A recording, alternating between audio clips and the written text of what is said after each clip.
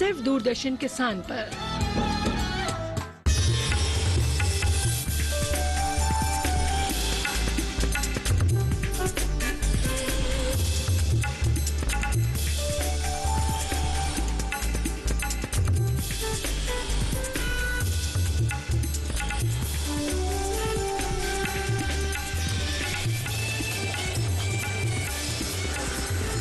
TV के साथ बदलते भारत की शान।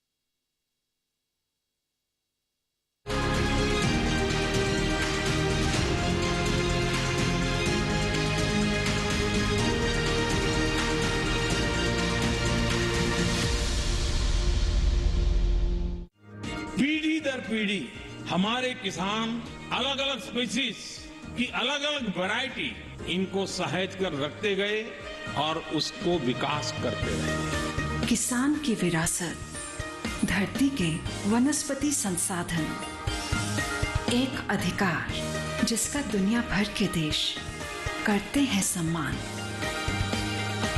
आज भारत उन अधिकारों को दे रहा है नए मुकाम, ताकि और बढ़े किसानों की वंशागत किस्मों की पहचान का अभियान।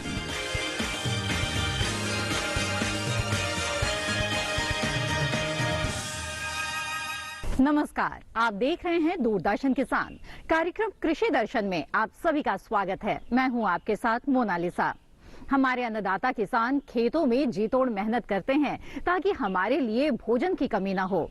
ऐसे में किसानों को समर्पित कार्यक्रम कृषि दर्शन के जरिए हमारी ये कोशिश होती है कि किसानों को जानकारी का अभाव न हो। जी हाँ, विज्ञान और किसान, कृषि स्टार्टअप और फार्मिंग इंडिया जैसे सेगमेंट्स के जरिए किसानों के लिए हम ऐसी तमाम उपयोगी जानकारियां लेकर आते हैं जिसका लाभ उठाते हुए किसान अपनी कृषि को उन्नत कर सकते हैं, साथ ही अच्छा उत्पादन हासिल करते हुए अच्छा मुनाफा भी कमा सकते हैं। तो आज भी कुछ ऐसी ही महत्वपूर्ण जानकारियां हम आपके लिए लेकर आए हैं। तो आइए शुरू करते हैं आज का ये कार्यक्रम। आइए कार्यक्रम कृषि दर्शन में देखते हैं सेगमेंट विज्ञान और किसान।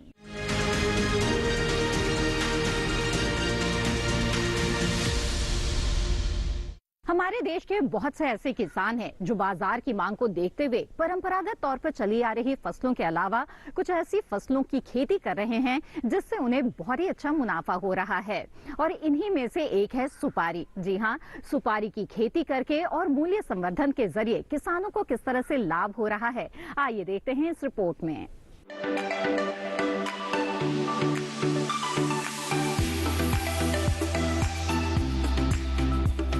सुपारी का पेड़ ताड़ और नारियल की तरह 40 से 60 फीट ऊंचा और बांस की तरह लंबा पतला होता है। इसके पत्ते भी नारियल जैसे ही 4 से 6 फीट लंबे होते हैं। फल पकने पर चमकीले नारंगी रंग के हो जाते हैं। स्वाद और रंग में भी कई तरह की होती है। खासतौर से भूरे और सफेद रंग के अलावा ये लाल रंग में भी पाई जाती है। भारत में इसके पेड़ पश्चिम बंगाल, असम, कर्नाटक और केरल के तटीय हिस्सों में देखे जा सकते हैं। दुनिया भर में सुपारी की खेती करीब 8 लाख हेक्टेयर में होती है और इसका उत्पादन लगभग 10 लाख टन है। भारत सुपारी उत्पादन का सबसे बड़ा देश है और यहाँ भी कर्नाटक पहले पायदान पर है। महेश तेलंग कर्नाटक में ही रहते हैं। 3 पीढ़ियों से उनका परिवार खेती बाड़ी के काम में लगा है। आज उनका सुपारी का अच्छा खासा कारोबार है। वे इसकी खेती भी करते हैं और प्रसंस्करण यूनिट भी चलाते हैं। महेश के गांव में पानी की कमी है, इसलिए उन्होंने टपक सिंचाई विधि को अपनाया है। बारिश के समय सुपारी को फंगस लगने का खतरा रहता है। यही वजह है कि कुछ दवाओं का छिड़काव करना पड़ता है। महेश बोर्डो मिश्रण का सहारा लेते हैं। इसे कॉपर सल्फेट और चूना मिलाकर बनाया जाता है। महेश के खेतों में सुपारी के साथ साथ दूसरे पौधे में सह फसल के तौर पर बोए हुए मिल जाएंगे। खास तौर से उनके सुपारी के पेड़ों के बीच कॉफी, कोको और काली मिर्च के पौधे आपको मिल जाएंगे। इसके अलावा खेत के बॉर्डर पर चीकू और कटहल के पेड़ भी उन्होंने लगा रखे हैं। महेश पढ़े लिखे हैं और एग्रीकल्चर इंजीनियर हैं। वो आधुनिक तरीके से सुपारी का प्रसंस्करण भी कर रहे हैं। प्रसंस्करण के लिए पेड़ों से तोड़ने के बाद सुपारी को 25 दिन तक सुखाया जाता है।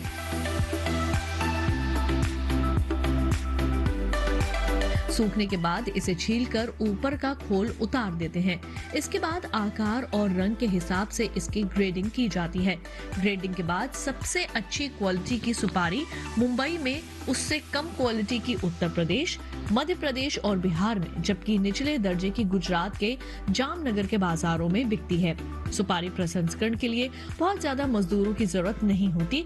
यही वजह है कि महेश तेलंग ने सुपारी छीलने की नई मशीन तैयार की है। प्रसंस्करण की सुविधा मिली तो किसानों का हौसला बढ़ा है। उत्तर कन्नड़ जिले के किसानों ने एक कोऑपरेटिव सोसाइटी की स्थापना की, जिससे सुपारी मार्केटिंग का काम बहुत आसान हो गया है। महेश आधुनिक तरीकों से सुपारी की खेती करते हैं और वो दूसरों को भी आधुनिक तरीके अपनाने की सलाह देते हैं। तो देखा आपने सुपारी की खेती आपके लिए कितनी लाभकारी हो सकती है। इसी के साथ कार्यक्रम कृषि दर्शन में वक्त हो चला है एक छोटे से ब्रेक का। ब्रेक के बाद मिलवाएंगे आपको सफल किसान से अगले सेगमेंट कृषि स्टार्टअप में। आप बने रहें दूरदर्शन किसान पर।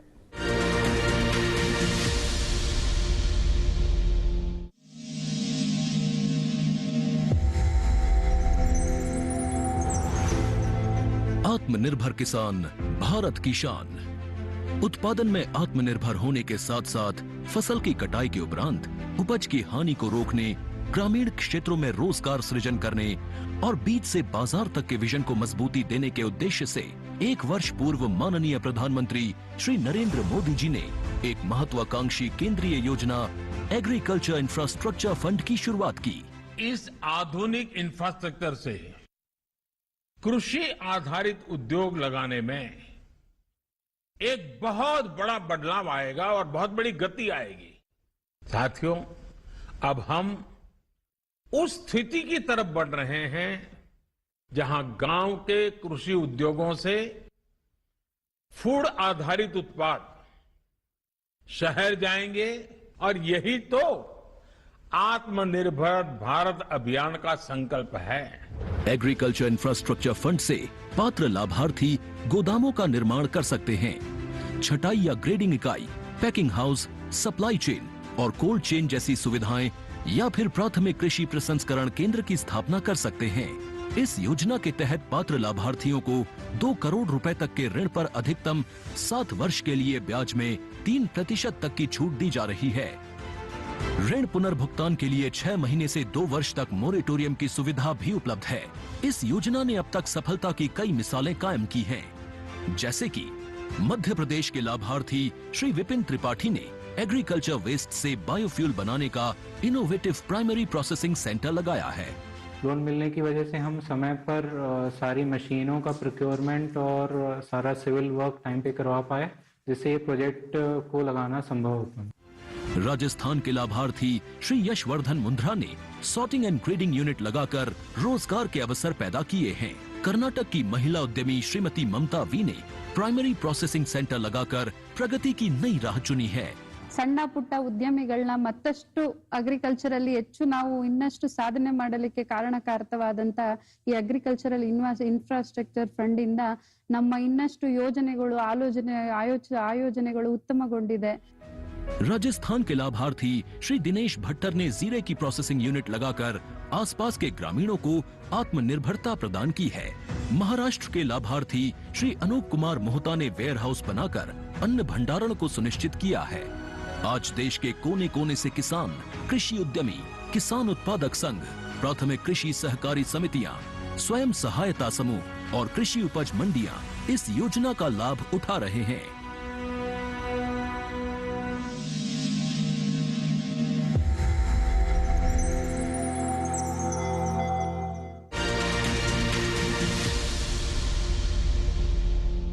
ब्रेक के बाद आप सभी का फिर से स्वागत है। आप देख रहे हैं कार्यक्रम कृषि दर्शन। आइए आगे बढ़ते हैं और देखते हैं अगला सेगमेंट कृषि स्टार्टअप।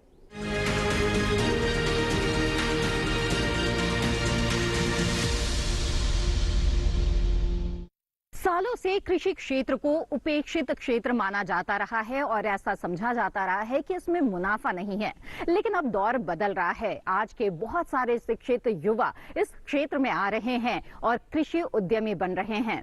आइए आपको मिलवाते हैं ऐसे ही कुछ युवा कृषि उद्यमियों से और देखते हैं वो किस तरह का कृषि स्टार्टअप लेकर आ रहे हैं। मेरा शॉप का नाम है कृषक मित्र शेतकरी समृद्धि केंद्र और Purnima agro pharma producer company. Actually मुझे महाराष्ट्र से फर्स्ट प्राइज़ मिला है in agriculture, agri clinic and agri business through manage India से। तो मैं तो एग्रीकल्चर में काम कर रही हूँ, सीड्स, पेस्टिसाइड्स और एग्रीकल्चर मशीनरी। एग्रीकल्चर मशीनरी में all machineries like thresher, harvester, rotavator, all agriculture equipment trading में। तो मैं तो महाराष्ट्र से 1 लाख से ज़्यादा फार्मर से जुड़ी हूँ और टर्नओवर पूरा है 10 करोड़ और जो भी एम्प्लॉयमेंट मैंने जनरेशन की है वो 50 से ऊपर है। मैं किसान का बेटा हूँ और खेती किसानी बचपन से ही मैंने सीखा है और अपना पढ़ाई लिखाई करने के बाद मैं 2018 के दिसंबर से ही गांव में आकर के किसानों के बीच में काम कर रहा हूं और इसी दौरान मुझे मैनेज हैदराबाद के द्वारा चलाए जा रहे जो agri clinic and agri business centre cell scheme है उसके तहत ट्रेनिंग लिया और तब से मैं सीधे नौकरी छोड़ करके गांव में आया हूं। और अब तक हमने जो है 2019 में पहला ऑर्गेनाइजेशन बनाया समृद्ध भारत मिशन, जिसके द्वारा हम किसानों के बीच में इनपुट सप्लाई, उनको ट्रेनिंग देना, एजुकेशन देना और डिफरेंट गवर्नमेंट स्कीम्स को उनको बीच में फैसिलिटेट करना, ये काम किया। इसके बाद 2020 में हमने महामना मालवीय किसान उत्पादक संगठन बनाया, जिसमें 350 से ज़्यादा किसानों को हमने जोड़ा और उनको सर्विस देना शुरू किया, जिसमें 20 से बाज़ार तक का हम सर्विस दे रहे हैं। और उसमें भी एक हमारा स्पेशल जो है वो स्पेशल कस्टम हायरिंग सेंटर का सर्विस है, जिसमें हम फसल अवशेष प्रबंधन के ऊपर इम्प्लीमेंट्स को प्रोवाइड कराते हैं और किसानों को ये करने का प्रयास करते हैं कि वो पराली को जलाएं न, उसका प्रबंधन अपने खेत में ही करें। और इसके बाद जो है 2021 में मैंने स्टार्टअप कंपनी स्टार्ट किया जिसका नाम रखा रामाधुरी एग्रो प्राइवेट लिमिटेड। इसके माध्यम से हम किसानों के बीच में इनोवेटिव प्रोडक्ट, न्यूट्रिशियस साइलेज हो गया, मिंट के ऊपर जो है इनोवेशन है उसको हम किसानों के बीच में प्रोवाइड कराने का प्रयास कर रहे हैं। और इन सब 3-4 गतिविधियों के साथ अभी हमने जो है एक नया शुरू किया शाहाबाद सोनाचूर उत्पादक संघ। इसके माध्यम से हमारे यहाँ के जो इंडिजिनियस चावल की प्रजाति है, धान की प्रजाति सोनाचूर है, उसका जीआई कराने और लगभग 1,500 से ज़्यादा किसानों को जोड़ करके और हम किसानों के बीच में कार्य कर रहे हैं। ये हमारा छोटा छोटा कार्य है। मैंने सांगली में कृष्णा वैली से ट्रेनिंग किया है। ट्रेनिंग के बाद हमने स्पिरुलिना कल्टीवेशन का बिजनेस स्टार्ट किया। उसके अंडर हम स्पिरुलिना टैबलेट, स्पिरुलिना के कैप्सूल और अदर बाय प्रोडक्ट बनाते हैं।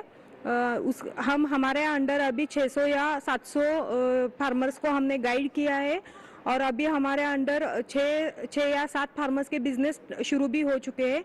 हमने उसके ही साथ मशरूम का कॉन्ट्रैक्ट फार्मिंग शुरू किया है। उसमें हम लोगों को मशरूम कैसे लगाते हैं उसका ट्रेनिंग देते हैं। पूरा एंड तक हमारा सपोर्ट उन्हें रहता है और उनका जो मशरूम तैयार होता है उसे हम बायबैक करते हैं। इसके वजह से हम उन्हें एक मार्केटिंग सपोर्ट दे रहे हैं। हम उसके साथ ही हमने अभी मोरिंगा पाउडर, टर्मरिक पाउडर और बहुत सारे जो बाय प्रोडक्ट है वो स्टार्ट किए हैं। हमने अभी मशरूम मशरूम के साथ फ्रूट मिलाकर मशरूम का स्क्वैश बनाने का एक नया बिजनेस शुरू किया है।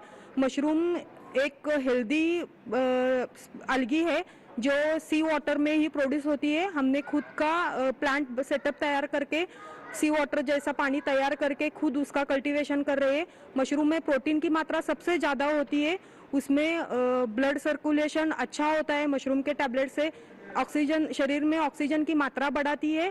कैल्शियम भी बहुत ज़्यादा पाया गया है। वर्ल्ड वाइड रिसर्च हुए है मशरूम स्पिरुलिना में। तो फिर स्पिरुलिना के टैबलेट्स लेने से दिन भर एनर्जी आपकी टिकी हुई रहती है। और जो एक नया रिसर्च स्पिरुलिना में पाया गया है वो है कि गैमा-लिनोलेनिक नाम का एक एसिड है जो सिर्फ हमें माँ के दूध में मिलता है, वो भी स्पिरुलिना में हमें पाया गया है। तो अभी हम इस तरह से स्पिरुलिना के टैबलेट कैप्सूल फॉर्मेशन करते हैं और गांव-गांव में या शहर में लोगों को उसका जो महत्व है वो अभी बढ़ रहा है और लोग हमसे ले रहे हैं।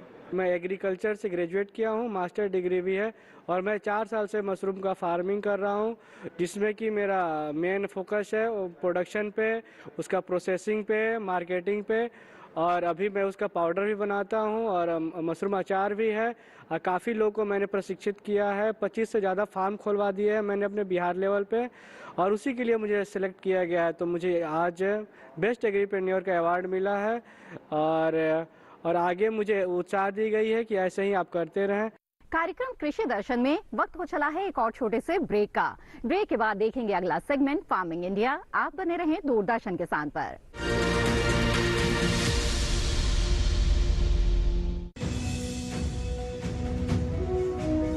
भारत सरकार का हर प्रयास किसानों को दे रहा है एक नई आस। देश के किसानों की खुशहाली और उन्हें आत्मनिर्भर बनाने के लिए भारत सरकार समर्पित है। प्रधानमंत्री श्री नरेंद्र मोदी जी के नेतृत्व में कृषि क्षेत्र में किए गए निरंतर प्रयासों के फलस्वरूप देश खाद्यान्न व बागवानी के क्षेत्र में आत्मनिर्भर हो चुका है और देश में दलहन का उत्पादन भी बढ़ा है। इसी तरह भारत सरकार ने खाद्य तेलों के उत्पादन को बढ़ाने के भी अनेक प्रयास किए हैं। इसी क्रम को आगे बढ़ाते हुए माननीय प्रधानमंत्री श्री नरेंद्र मोदी जी के नेतृत्व में भारत सरकार ने दूरदर्शी निर्णय लेते हुए राष्ट्रीय खाद्य तेल मिशन ऑयल पाम की शुरुआत की है। इस मिशन से देश भर के किसानों को बहुत लाभ मिलेगा। कृषि के पूंजी निवेश में वृद्धि होगी, खाद्य तेल आयात पर देश की निर्भरता कम होगी और रोजगार के नए अवसर पैदा होंगे। खाने के तेल में आत्मनिर्भरता के लिए अब राष्ट्रीय खाद्य तेल मिशन ऑयल पाम का संकल्प लिया गया है। इससे किसानों को तो सीधा लाभ होगा ही, गरीब और मध्यम वर्ग के परिवारों को सस्ता और अच्छी क्वालिटी का तेल भी मिलेगा। यही नहीं, ये मिशन बड़े स्तर पर रोजगार का निर्माण करेगा। इस मिशन के अंतर्गत ऑयल पाम का रकबा और पैदावार बढ़ाने पर जोर देने के लिए सरकार ने 11,000 करोड़ रुपए से अधिक की सहायता राशि निर्धारित की है। मिशन के तहत सरकार ने ऑयल पाम की खेती के लिए रोपण आदि की सहायता में बढ़ोतरी करते हुए पहले मिलने वाले 12,000 रुपए प्रति हेक्टेयर को बढ़ाकर 29,000 रुपए प्रति हेक्टेयर तक कर दिया है। ऑयल पाम के पुराने बागों के पुनरुद्धार के लिए 250 रुपए प्रति पौधा के हिसाब से विशेष सहायता दी जा रही है। पौधारोपण सामग्री की कमी दूर करने और बीजों की पैदावार करने वाले बागों को भी सहायता दी जाएगी। इसके तहत 15 हेक्टेयर ऑयल पाम उद्यान के लिए 80 लाख रुपए तक की सहायता राशि दी जाएगी। इसके अलावा नर्सरी विकास के लिए 40 लाख रुपए तक तय किए गए हैं। पूर्वोत्तर और अंडमान राज्यों के लिए विशेष सहायता का भी प्रावधान है। ऑयल पाम के किसान ताजे फलों के गुच्छे यानी FFB का उत्पादन करते हैं, जिनकी वर्तमान में कीमतें अंतर्राष्ट्रीय मूल्यों में उतार चढ़ाव के आधार पर तय होती हैं। पहली बार केंद्र सरकार ताजे फलों के गुच्छे की कीमत के लिए किसानों को आश्वासन दे रही है। ये व्यवहार्यता मूल्य यानी VP कहलाएगा, यानी किसानों को कोई घाटा नहीं होने दिया जाएगा। व्यवहार्यता मूल्य VP तय करने की शुरुआत 1 नवंबर से होगी और अगले वर्ष 31 अक्टूबर तक जारी रहेगी। इसे ऑयल पाम वर्ष कहा जाएगा। इस योजना के तहत वर्ष 2025-26 तक ऑयल पाम का रकबा 6.5 लाख हेक्टेयर सृजित करने और कच्चे ऑयल पाम की पैदावार वर्ष 2025-26 तक 11.20 लाख टन पहुंचाने का लक्ष्य निर्धारित किया गया है। सरकार के इस महत्वपूर्ण निर्णय से देश में ऑयल पाम की खेती करने वाले किसानों में विश्वास पैदा होगा और वे खेती का रकबा बढ़ाएंगे। इस तरह पाम ऑयल का उत्पादन भी बढ़ेगा, जिससे किसानों की आय बढ़ेगी और ग्रामीण अर्थव्यवस्था भी सुदृढ़ होगी।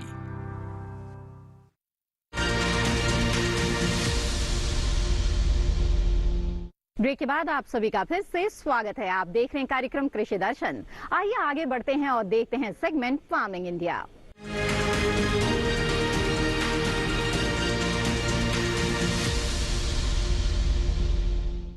सिंचाई की समुचित व्यवस्था के बिना खेती में अच्छा उत्पादन हासिल करना मुश्किल है, लेकिन देश के अधिकांश किसान ऐसे हैं जो पानी की उचित व्यवस्था के अभाव से जूझ रहे हैं।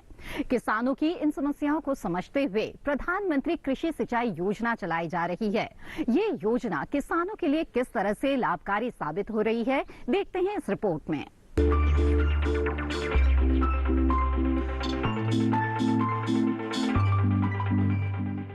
देश में करीब 14 करोड़ हेक्टेयर जमीन पर खेती होती है। 2015 में जब प्रधानमंत्री कृषि सिंचाई योजना शुरू हुई तब 6.5 करोड़ हेक्टेयर जमीन पर ही सिंचाई की सुविधाएं उपलब्ध थी। इसका मतलब ये हुआ कि आधे से भी ज्यादा जमीन बारिश के पानी पर निर्भर थी। जाहिर है वर्षा आधारित इलाकों में पैदावार कम होती है और किसानों को खेती से उतना लाभ नहीं मिल पाता जितना मिलना चाहिए। प्रधानमंत्री कृषि सिंचाई योजना का असल मकसद हर खेत तक पानी पहुंचाना है। यह अम्ब्रेला स्कीम है और इसमें मुख्य रूप से 2 घटकों को शामिल किया गया है। त्वरित सिंचाई लाभ कार्यक्रम यानी AIBB और हर खेत को पानी के भी 4 उप घटक हैं, जैसे command area development, surface miner irrigation, जल निकायों की मरम्मत, नवीनीकरण और बहाली तथा चौथा भूजल विकास। इसके अलावा सिंचाई योजना में दूसरे मंत्रालयों के भी 2 घटकों को शामिल किया गया है। पहला घटक प्रति बूंद अधिक उपज है, जो केंद्र कृषि मंत्रालय के कृषि, सहकारिता और किसान कल्याण विभाग की ओर से कार्यान्वित किया जा रहा है। दूसरे घटक का नाम वाटरशेड विकास है। इसका कार्यान्वयन ग्रामीण विकास मंत्रालय का भूमि संसाधन विभाग कर रहा है। सिंचाई योजना का उद्देश्य खेत तक पानी की पहुंच को बढ़ाना और सुनिश्चित सिंचाई के तहत खेती योग्य क्षेत्र का विस्तार करना था। इसके अलावा खेत में पानी के उपयोग की दक्षता में सुधार करना और स्थायी जल संरक्षण प्रथाओं को पेश करना भी इसमें शामिल था। पानी की बचत इस योजना का बहुत महत्वपूर्ण पहलू है। 2020-21 के दौरान इस योजना के तहत 9,38,000 हेक्टेयर फसलों को सूक्ष्म सिंचाई के तहत लाया गया। इसमें टपक और फव्वारा दोनों तरह की सूक्ष्म विधियां शामिल है। 2021-22 के लिए हर खेत को पानी के अंतर्गत 899 करोड़ रुपए के बजट का प्रावधान किया गया। प्रति बूंद अधिक उपज के लिए 4,000 करोड़ रुपए को और वाटरशेड डेवलपमेंट के मद में 2,000 करोड़ रुपए का प्रावधान किया गया है।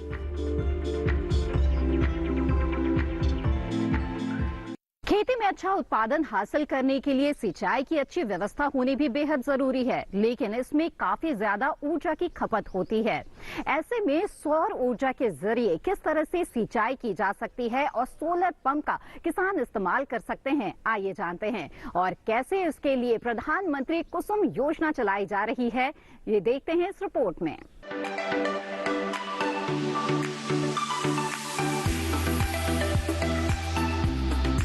सरकार ने फरवरी 2019 में प्रधानमंत्री किसान ऊर्जा सुरक्षा एवं उत्थान महाअभियान PM कुसुम योजना शुरू करने की मंजूरी दी थी।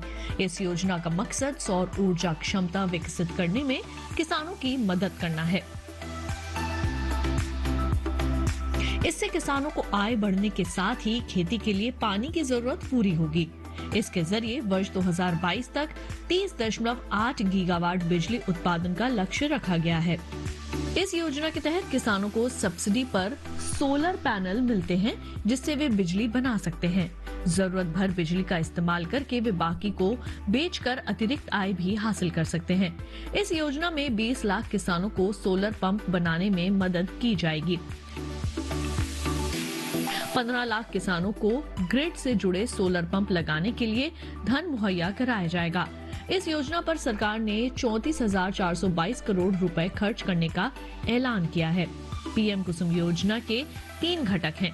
पहला, विकेंद्रित ग्रिड से जुड़ी 10,000 मेगावाट की क्षमता के सोलर पावर प्लांट स्थापित करना, जिसमें हर प्लांट की क्षमता 2 मेगावाट तक की होगी। दूसरा घटक 20 लाख सौर ऊर्जा चालित कृषि पंपों की स्थापना।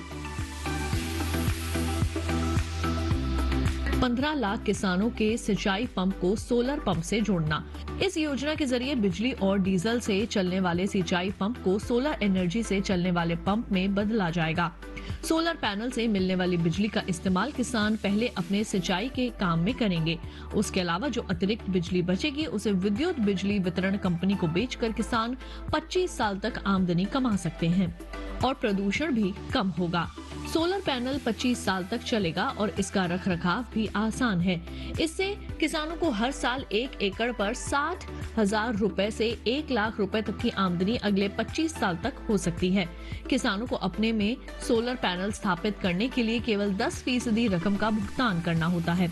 केंद्र और राज्य सरकार किसानों को बैंक खाते में 60% की सब्सिडी देती है। केंद्र और राज्य की ओर से बराबर का योगदान देने का प्रावधान है और बैंक की ओर से 30% लोन का भी प्रावधान है। इस लोन को किसान अपने होने वाली आमदनी से भी आसानी से भर सकते हैं। किसानों को इस योजना का लाभ उठाने के लिए सरकारी वेबसाइट https://mnre.gov.in पर जाकर रजिस्ट्रेशन कराना होगा। इसके अलावा आधार कार्ड, प्रॉपर्टी के दस्तावेज और बैंक खाते की जानकारी भी देनी होगी।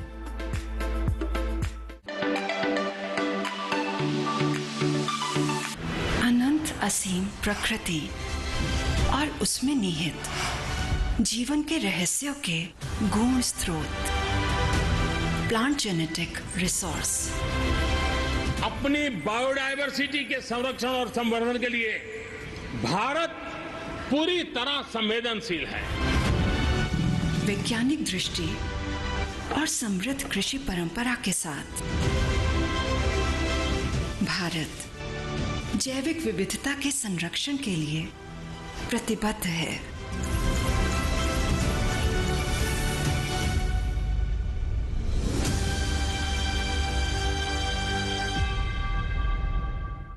कार्यक्रम कृषि दर्शन में आज जो जानकारियां हम आपके लिए लेकर आए हैं, हमें उम्मीद है कि इससे आपको लाभ जरूर होगा। कार्यक्रम से संबंधित अपने सुझाव आप हमें भेज सकते हैं। हमारा ईमेल आईडी है krishidarshanddk@gmail.com। आप चाहें तो हमें पत्र भी लिख सकते हैं। हमारा पता है कृषि दर्शन, कमरा नंबर 58, CPC, दूरदर्शन, खेलगांव, नई दिल्ली 110049। कृषि दर्शन कार्यक्रम को आप दूरदर्शन किसान के YouTube चैनल पर भी देख सकते हैं। इसके लिए टीवी स्क्रीन पर दिखाए जा रहे इस QR कोड को स्कैन करें। इसी के साथ कृषि दर्शन की आज की कड़ी में बस इतना ही। फिर हाजिर होंगे लेकर महत्वपूर्ण जानकारियां। तब तक के लिए दीजिए इजाजत। आप बने रहें दूरदर्शन किसान पर। नमस्कार।